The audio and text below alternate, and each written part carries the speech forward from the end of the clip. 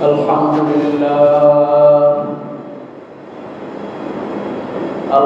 لله نحمده ونستعينه ونستغفره ونؤمن به ونتوكل عليه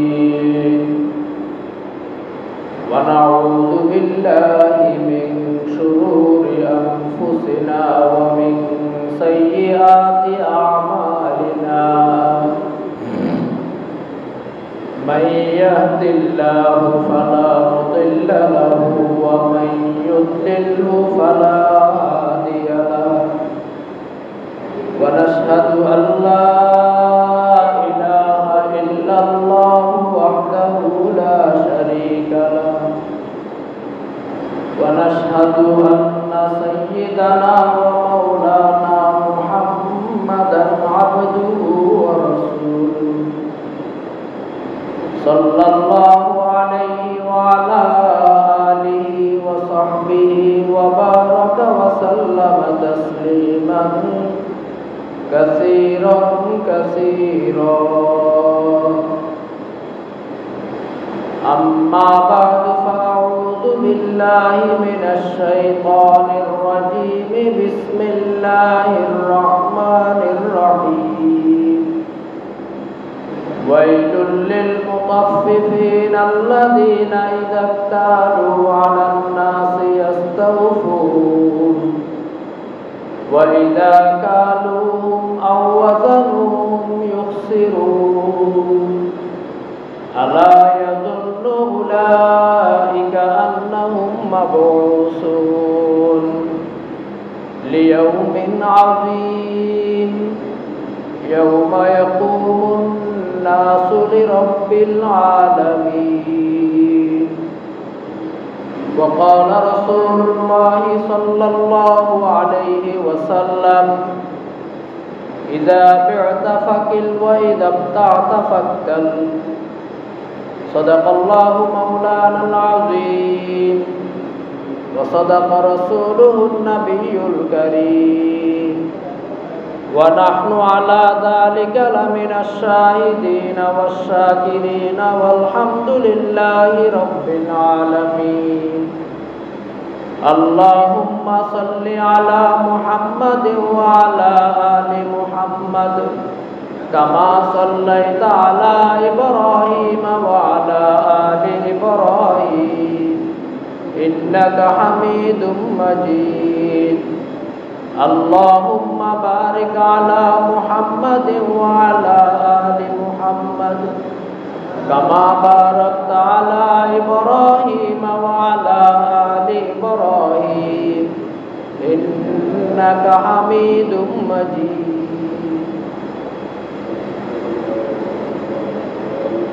গত সপ্তাহে বলতেছিলাম বেচা কেনা করতে গিয়ে যে সকল কাজ করলে বেচা কেনা সহি হয় না, লেনদেনটা নষ্ট হয়ে যায়, এরকম 9টা বিষয় আলোচনা করেছিলাম। এর সাথে যুক্ত করে আর 3টি বিষয় আলোচনা করব ইনশাআল্লাহ। 10 নাম্বার যে বিষয়টা খেয়াল রাখতে হবে সেটা হলো মূল্য। জিনিসের দাম অস্বাভাবিক নির্ধারণ না করা। একটা জিনিসের দাম অস্বাভাবিক বেশি করে নির্ধারণ না করা। বিষয়টা খুলে বললে বুঝে আসবে। একজন ব্যবসায়ী তার পণ্যে কোন রেটটা নির্ধারণ করবে, কত দামে সে তার পণ্য বিক্রয় করবে, আর একজন ক্রেতা একটা জিনিস একটা পণ্য কত দামে কিনতে হবে। ইসলাম এই ক্ষেত্রে বাধ্যতামূলক কোনো নিয়ম ঠিক করে দেন যে বিক্রেতা তার পণ্যে সর্বোচ্চ 5 টাকা লাভ করতে পারবে, এরকম কোনো ধরা বাঁধা নিয়ম দেওয়া হয়। তো কেমনে কি করবে? এক্ষেত্রে ইসলামের মৌলিক যে দিক নির্দেশনা সেটা হলো ক্রেতা এবং বিক্রেতা উভয় পক্ষ সন্তুষ্ট চিত্তে খুশি মনে যে দামে আসবে, উভয় পক্ষ খুশি মনে যে দাম নির্ধারণ করবে ওইটাই ওদের পণ্যের দাম হবে। বিক্রেতা সে কত বিক্রয় করে খুশি করতে পারে, খুশি হতে পারে, আবার ক্রেতাও কত দিয়ে কিনে ক্রয় করে খুশি থাকতে পারে, এটা তারা ঠিক করবে। পরস্পর কথাবার্তায় যেই দামে দোনোজনে খুশি থাকবে ওইটাই হবে ওই পণ্যের দাম। এটা হলো ইসলামের মূল দিক নির্দেশনা।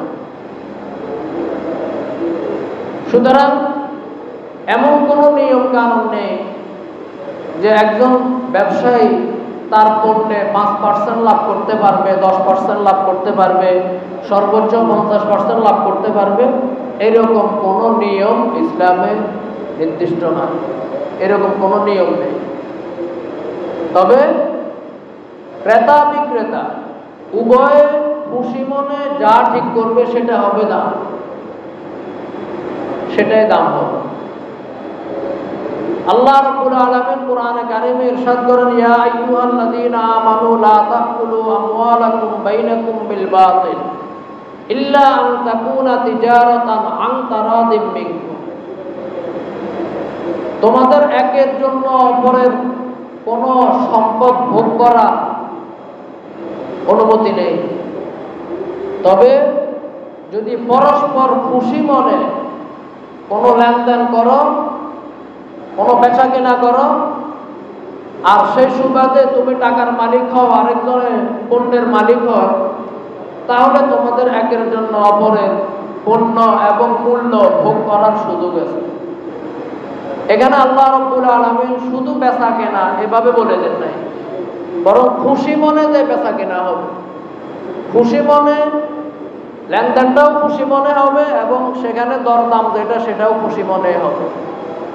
সুতরাং উভয়ের সম্মতিতে উভয় খুশি মনে যে দাম স্থির করবে, নির্ধারণ করবে, ওদের জন্য ওই পণ্যের দাম সেটাই। আশা করি আমি বিষয়টা বুঝাইতে পেরেছি। একবার একজন সাহাবী রাসূলুল্লাহ সাল্লাল্লাহু আলাইহি ওয়াসাল্লামকে এসে বলতেছেন, ইয়া রাসূলুল্লাহ, বাজারে জিনিসগুলোর দাম আপনি নির্ধারণ করে দিন, আপনি নির্ধারণ করে দিন যে অমুক জিনিস এই দামের বেশি কেউ যেন বিক্রয় না করে, অমুক জিনিস এই দামের বেশি যেন কেউ বিক্রয় না করে, আপনি এরকম একটা দাম ঠিক করে দেন। রাসূলুল্লাহ সাল্লাল্লাহু আলাইহি ওয়াসাল্লাম বললেন যে এমনটা আমি কখনো করব না।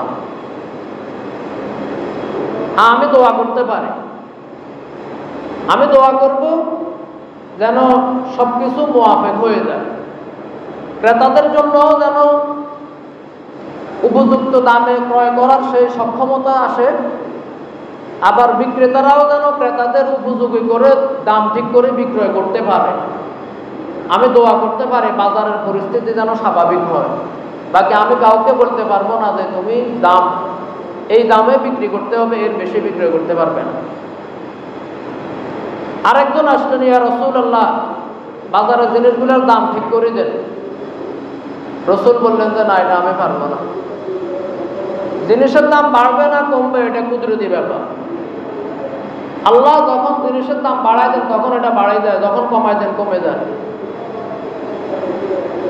সুতরাং এক্ষেত্রে আমি হস্তক্ষেপ করে বিক্রেতাদেরকে, দোকানদারকে এই কথা বলতে পারবো না যে তোমরা এই দামে বিক্রি করতে হবে।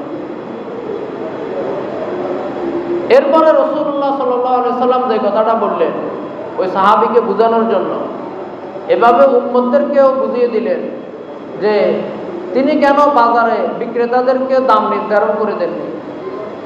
রাসূল বলেন, ইন্নী লা আরজু আন আল্লাহ, আমার আশা হলো যে হাসরের মাঠে আমি আল্লাহর দরবারে এমনভাবে সাক্ষাৎ করি যে আমার ঘাড়ে কারো কোনো জুলুমের দায় নেই।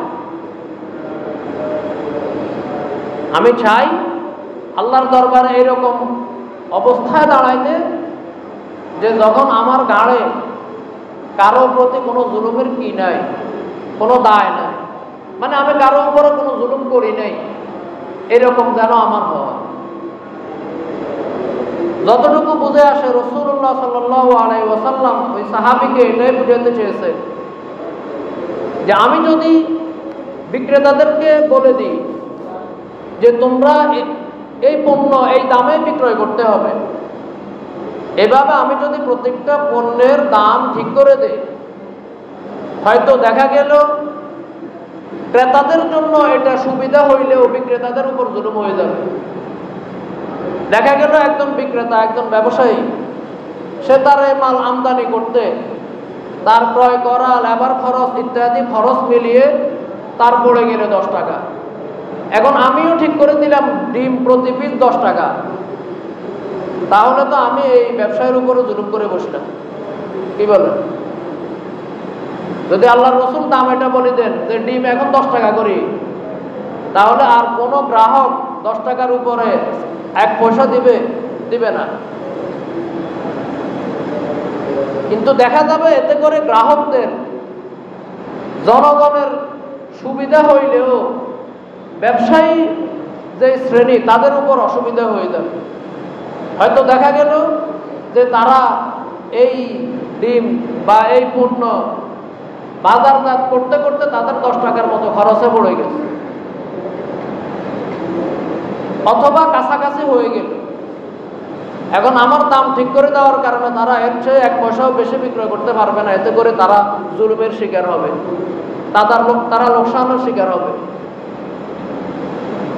সুতরাং আমি এরকম কোনো কাজ করব না যাতে করে কোনো এক পক্ষের উপর কি হয়ে যায়, জুলুম হয়ে যায়। তবে এখানে ব্যবসায়ী তারা ইসলামের এই যে ছাড়, এই যে উদারতা, এটারে তারা দুর্বলতা বা সুযোগ মনে করে যদি অসৎ উপায়ে নির্দ্বিধায় ব্যবসা চালিয়ে যায়, অস্বাভাবিক দাম নির্ধারণ করে দেয়, গ্রাহকদের থেকে অস্বাভাবিক দামে পণ্য আদান প্রদান করে, তখন এটা কখনোই ঠিক হবে না। তাদের জন্য উচিত হবে গ্রাহকদের, ক্রেতাদের সুবিধার দিকটাও লক্ষ্য করা, যে আমি যে দাম ধরলাম এই পণ্যে এই দাম নিলে গ্রাহকের অসুবিধা হবে কিনা, এটা অবশ্যই তার ঠিক বিবেচনা করা উচিত। এর পাশাপাশি সে অতিরিক্ত দাম নেওয়ার জন্য কোনো মিথ্যা কসম করার সুযোগ নেই। আমরা এর আগেও আলোচনা করেছিলাম যে ব্যবসা করতে গিয়ে কসম করা এটা কতটা জঘন্য বিষয়। সুতরাং লাভ করবে, তবে এরকম অস্বাভাবিক কোনো লাভ করতে যাবে না যাতে করে গ্রাহকদের অসুবিধা হয়, গ্রাহকদের কষ্ট হয়, এরকম কোনো অস্বাভাবিক পরিমাণে লাভ করার সুযোগ নেই। 10 নম্বর যে জিনিসটা খেয়াল করতে হবে সেটা হইল ক্রেতা বিক্রেতা, দোকানদার এবং কাস্টমার উভয় একে অপরের প্রতি সহানুভূতিশীল হতে হবে।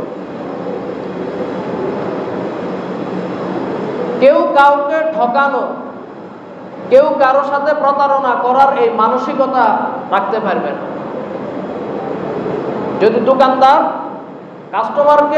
কাস্টমারের সাথে প্রতারণা করে, কাস্টমার দোকানদারের সাথে প্রতারণা করে, মালিক পক্ষ সে যদি গ্রাহকের সাথে প্রতারণা করে, গ্রাহক যদি মালিকের সাথে প্রতারণা করে, তখন এতে করে অনেক সুরতেই এই বেচা কেনাটা অশুদ্ধ হয়ে যাবে, নষ্ট হয়ে যাবে।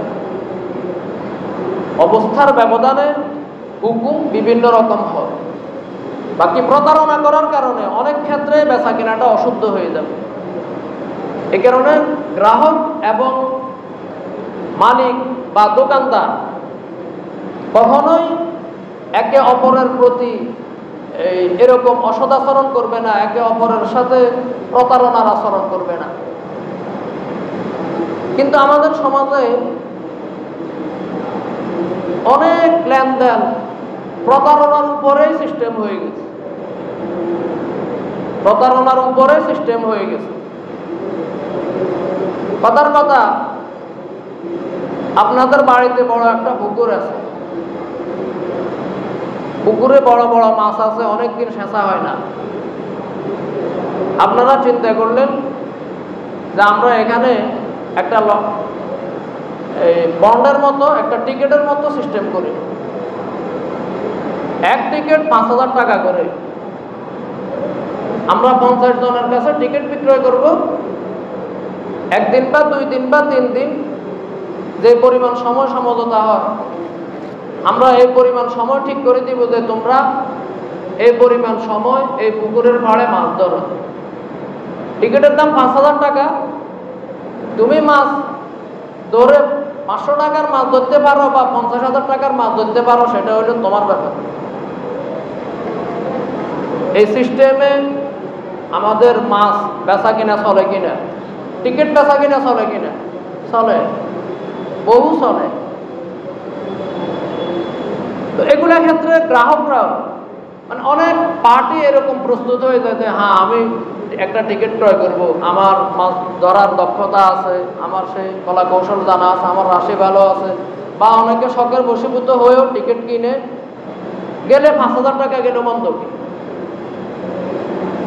বিভিন্ন মন মানসিকতা থেকে, খেয়াল থেকে এই টিকিটগুলো কিনে থাকে। এরপরে দেখা গেল কারো হয়তো মাছ ধরা হলেও 5,000 টাকারও বেশি, কারো হয়তো আরো কম। এই যে সিস্টেমটা হইল,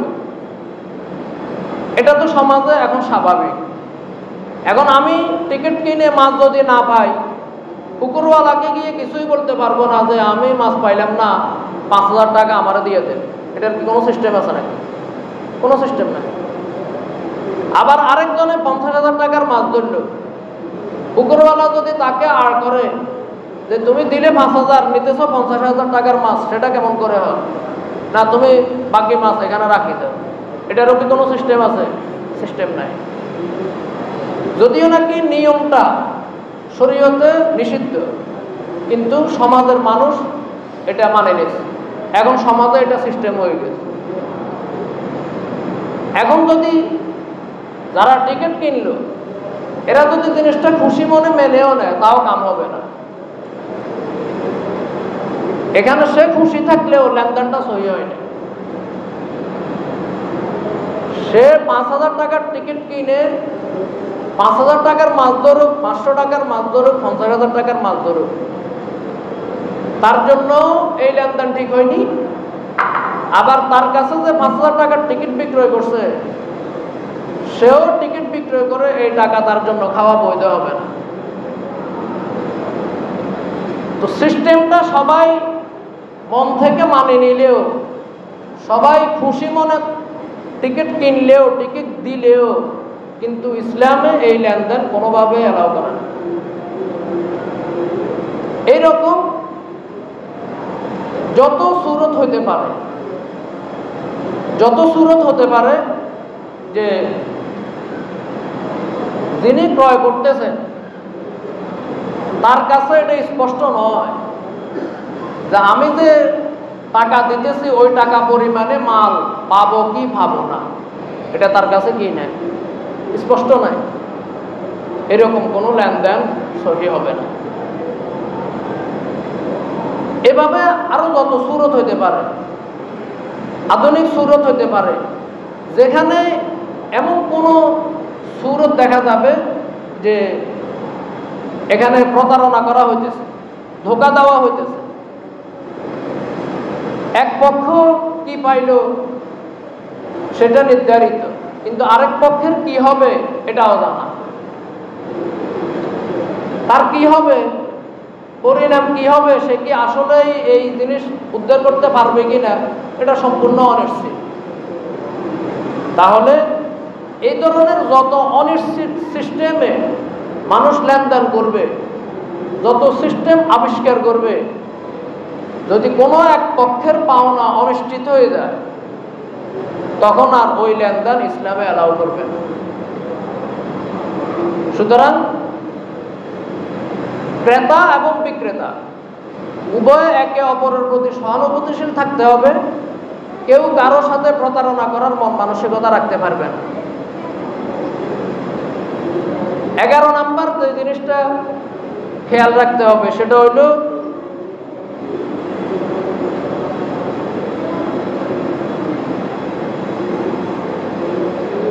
ক্রেতা এবং বিক্রেতা উভয়ে নিজেদের পাওনা গুণে মেপে বুঝে নিবে।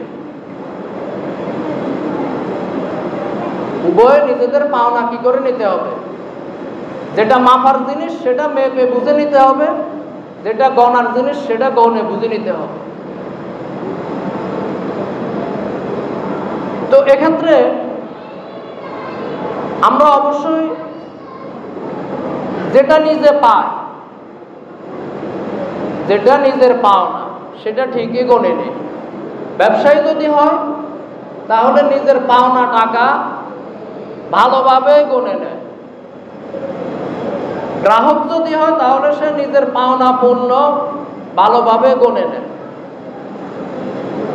এরপরেও সতর্কতামূলক বলা হচ্ছে যে না, গণে নিবে, অবশ্যই গণে নিতে হবে, যাতে করে নিজের অসতর্কতা বশত নিজের কোনো লোকসান হয়ে না যায়।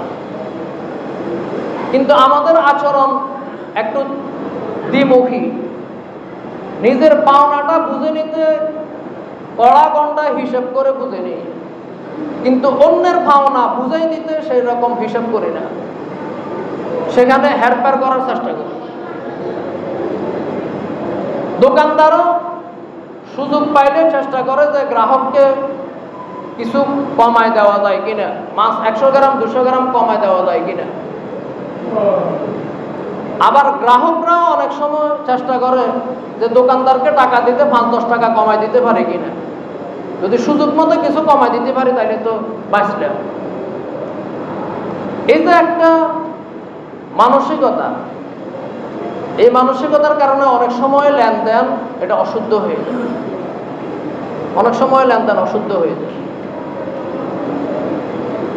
হযরতে শুআয়ব আলাইহিস সালাম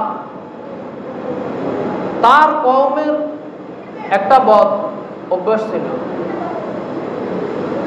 অনেকগুলো বদ অভ্যাসের মধ্যে একটা বদ অভ্যাস ছিল, তারা মাপে কম দিত। মাপে কম দিত মানে মাপে কম দেওয়া, এখানে কমটাই মূল না, মাপে হেরফের করা হইল। তারা নিজেরা আরেকজন থেকে বুঝে নিতে সুযোগ পাইলে বাড়াই নিত, আবার আরেকজনকে নিজেদের পক্ষ থেকে বুঝে দিতে সুযোগ পাইলে কমাই দিত। কথার কথা, দোকানদার কাস্টমারকে বলল, ভাই আমি একটু ব্যস্ত আছি, ডাল আপনি মাপে নেন। কাস্টমার এই সুযোগ পায় 1 কেজি ডালের জায়গায় 100 গ্রাম বাড়তি নিয়ে নিছে। 15টা ডিমের জায়গায় 16টা ডিম নিয়ে নিছে। নিজের পাওনা সে একটু বাড়াই উসুল করে নিল। দাম দিল 1 কেজি, কিন্তু বুঝে নিতে 1 কেজি 100 গ্রাম নিয়ে নিছে। এটা হইল আরেকজন থেকে মাল বুঝে নিতে গিয়ে মাপে হেরফের করা, মানে নিজেরটা একটু বাড়ায় নিয়ে নিল। জমিন মাপতে গিয়ে 1 হাত বাড়ায় নিয়ে নিল, কতর বাড়ায় নিয়ে নিল। এভাবে লেনদেনের মধ্যে তারা হেরফের করত, মাপে হেরফের করত। নিজের বেলায় বাড়ায় নিত, আবার অন্যের বেলায় কমায় দিত। হযরত শুআয়ব আলাইহিস সালামের মাধ্যমে আল্লাহ রাব্বুল আলামিন তাদেরকে বহুভাবে বোঝানোর চেষ্টা করেছেন তারা যেন এই স্বভাব ছেড়ে দেয়, কিন্তু তারা কোনোভাবে তাদের এই স্বভাব ছাড়েনি, কোনোভাবে এই স্বভাব ছাড়েনি। শোয়েব আলাইহিস সালাম তাদেরকে এই স্বভাব ছাড়তে কেন বলল? এই কারণে তারা শোয়েব আলাইহিস সালামের উপরে রাগও হল। শোয়েব আলাইহিস সালামকে ভালো মন্দ বহু কথা বলা আরম্ভ করে দিল। তারপর তাদের এই কুঅভ্যাস এবং শোয়েব আলাইহিস সালামের সাথে এই অসদাচরণ, দ্বীনের প্রতি তাদের এই অবহেলা, আল্লাহ রাব্বুল আলামিন এগুলোর পরিণতিতে তাদেরকে ধ্বংস করে দিলেন। আল্লাহ তাদেরকে ধ্বংস করে দিলেন, পুরো কওমকে ধ্বংস করে দিলেন। এজন্য মাপে হেরফের করা এটা জঘন্য অন্যায়। রাসূলুল্লাহ সাল্লাল্লাহু আলাইহি ওয়াসাল্লাম যখন মদিনায় আসলেন, মক্কা থেকে হিজরত করে যখন মদিনায় আসলেন, তখন মদিনার মানুষের মধ্যেও এই স্বভাবটা বিরাজমান ছিল যে তারা মাপে হেরফের করত।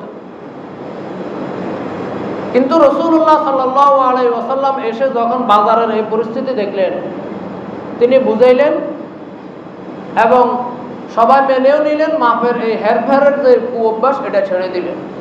এখন সবাই মাপ ঠিকঠাক মতো মাপ দেয়। তো একদিন এক লোক হযরতে আব্দুল্লাহ ইবনে ওমর রাদিয়াল্লাহু আনহুকে জিজ্ঞাসা করতেছে যে, হে আবু আব্দুর রহমান, এটা আব্দুল্লাহ ইবনে ওমর রাদিয়াল্লাহু আনহুর আরেকটা নাম, উপনাম। হে আবু আব্দুর রহমান, মদিনার মানুষ দেখি মাপ একেবারে কাটা কাটা রাখে, কোনো রকমের হেরফের করে না, এটার রহস্যটা কি?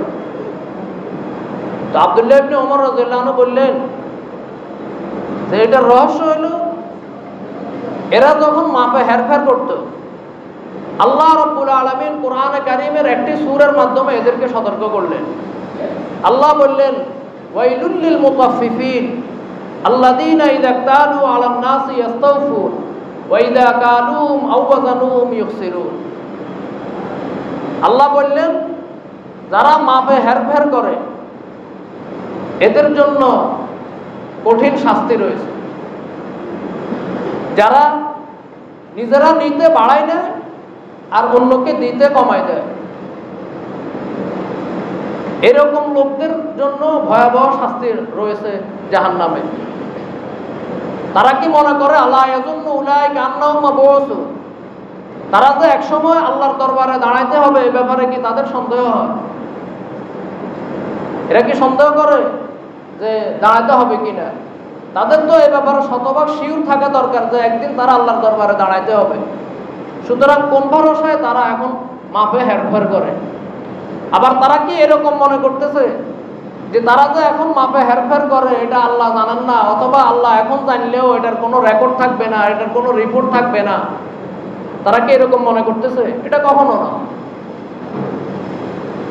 তারা যে এই অসদাচরণ করতেছে, তাদের এই অসদাচরণের শতভাগ রিপোর্ট লেখা থাকবে। হাসরের মাঠে প্রত্যেকেরই কর্মকাণ্ডের যাররা যাররা হিসাব দিতে হবে। সুতরাং তাদের এরকম কোনো ভরসায় পড়ে থাকার সুযোগ নাই যে এখন দুনিয়াতে যেমনি ইচ্ছা কামাই নিলাম, হাসরের মাঠে কে আর কার খবর রাখে, অসুবিধা হবে না, এরকম মানসিকতা যেন তাদের না আসে। এভাবে আল্লাহ রাব্বুল আলামিন কড়া কড়া ধমক দিয়ে একটা সূরা এই মদিনাবাসীকে শুনে দিলেন। মদিনার মানুষ আল্লাহর এই ধমকের এই বক্তব্য শুনে মদিনার মানুষ সোজা হয়ে গেল। তারা মাপজুবে হেরফের করা পুরাই ছেড়ে দিয়েছে, যেটা আমরা পরবর্তীতে আব্দুল্লাহ ইবনে ওমর রাদিয়াল্লাহু আনহুর এই কথা থেকে বুঝতে পারলাম যে আসলে মদিনার মানুষ পুরা মাপে হেরফের করা ছেড়ে দিয়েছে। তো এটা হলো উম্মতে মুহাম্মদের বৈশিষ্ট্য। উম্মতে মুহাম্মদের এরকমই হওয়া উচিত যে রাসূলুল্লাহ সাল্লাল্লাহু আলাইহি ওয়াসাল্লামের আদর্শ তাদের কানে পৌঁছার পরে তারা যেন সেই আদর্শ গ্রহণ করে নেয়, রসুলের সেই দিক নির্দেশনা যেন মেনে নেয়। যদি মেনে নেয় তাহলে তারা কামিয়াব, আর যদি মানতে না পারে তাহলে তারা বদকাম হয়ে যাবে, নাকাম হয়ে যাবে। রাসূলুল্লাহ সাল্লাল্লাহু আলাইহি ওয়াসাল্লাম এক্ষেত্রে পরিষ্কার বলেছেন, ইদা বি'তা ফাকিল ওয়া ইদা তা'তা ফাকতার। হে ওসমান রাদিয়াল্লাহু আনহুকে বললেন যে, হে ওসমান, তুমি যখন বিক্রয় করবে তখনও মেপে বিক্রয় করবে, ওয়া ইদা তা'তা ফাকতার, আর তুমি যখন ক্রয় করবে তখনও মেপে ক্রয় করে নেবে। তার মানে তুমি নিতেও তোমারটা পুরা বুঝে নিবে, তারপরে তুমি দিতেও অপরকে তারটা পুরা বুঝাই দিবে। নেওয়ার ক্ষেত্রে দেওয়ার ক্ষেত্রে উভয় ক্ষেত্রেই মাপ যেন শতভাগ ঠিক থাকে। এতে করে তুমি ব্যবসায়ীর জন্য কোনো লোকসান হবে না, যারা খরিদ্দার গ্রাহক তাদের জন্য কোনো লোকসান হবে না। আল্লাহ রাব্বুল আলামিন আমাদেরকে কোরআন এবং হাদিসের নির্দেশিত এই সকল পদ্ধতি, এই সকল নিয়ম কানুন অনুসরণ করে বেচা কিনা, ব্যবসা বাণিজ্য করার তৌফিক দান করুন। ওয়া আখির দাওয়ানা আলহামদুলিল্লাহি রাব্বিল আলামিন।